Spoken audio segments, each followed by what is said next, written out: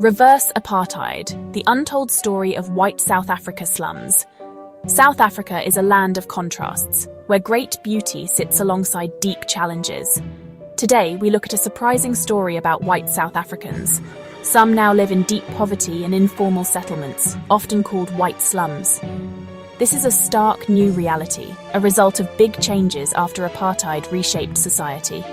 Dear listeners, welcome to this short, informative documentary by Mr. MUTEMBEI, courtesy of STREETWISE Encyclopedia Productions. The end of apartheid in South Africa in 1994 brought the end of separateness and discrimination among the races in South Africa. Everyone now had a voice in the country. For many, this brought new hope, but some white citizens found themselves on the margins.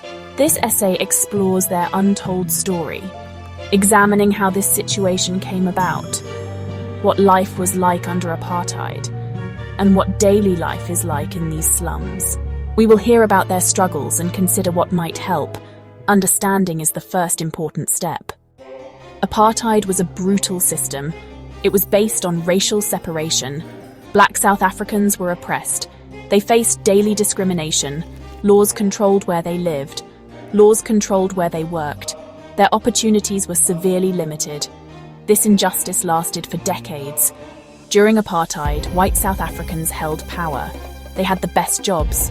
They had better schools and hospitals. The government supported them strongly. This created a huge gap, a gap between white and black citizens. This privilege was deeply entrenched. It shaped every part of society. Then, in 1994, apartheid ended. Nelson Mandela became president. South Africa became a democracy. There was hope for a rainbow nation, a nation where everyone was equal. This was a moment of great change, a moment of promise for millions. The world watched with anticipation. Dismantling apartheid was a huge task. Its legacy runs deep in the nation. New laws aimed to correct past wrongs. Policies were made to empower black citizens. This meant big shifts in society. For some white South Africans, it meant loss of status and economic security. The old certainties were disappearing fast. After 1994, new policies emerged. One was Black Economic Empowerment, or BE. This aimed to help black South Africans, giving them more chances in business and employment. This addressed past unfairness, with the goal of a more equal economy.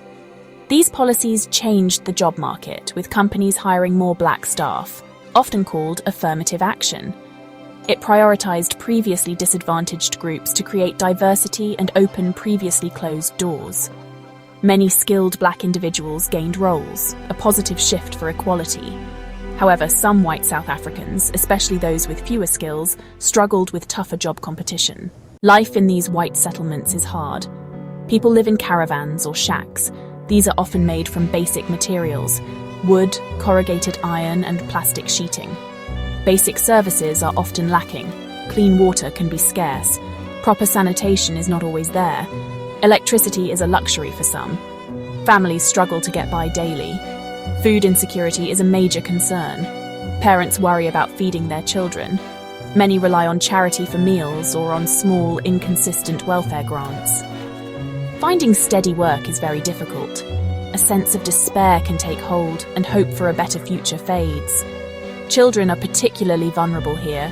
Their education often suffers greatly. They may not attend school regularly, or they go to poorly resourced schools. Their health can also be at risk due to poor living conditions and lack of nutritious food. Their dreams are put on hold. Experts and journalists have documented this. They speak of communities feeling forgotten. A sense of isolation is common. Some feel they have no voice. They believe the government neglects them. They see little way out of poverty. "We are the forgotten people," one resident said.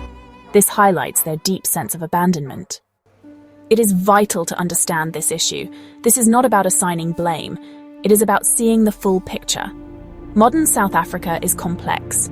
The legacy of apartheid affects everyone. Poverty knows no color. Many South Africans of all races struggle.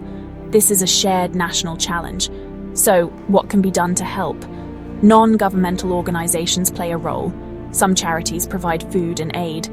They try to support these communities, but their resources are often limited. More inclusive government support is needed. Support that reaches all who are poor, regardless of their racial background. Education and skills training are key. This can help people find work. It can offer a path out of poverty. This applies to all poor communities. Investment in people is crucial. It helps build a stronger society. Opportunities should be for everyone. This is the promise of democracy.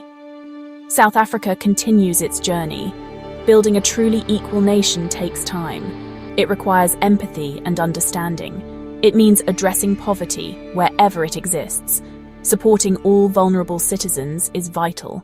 The goal is a future for all, where everyone has a chance to thrive. This is the hope for South Africa. Dear listeners, we have come to the end of this short documentary about white slums of South Africa.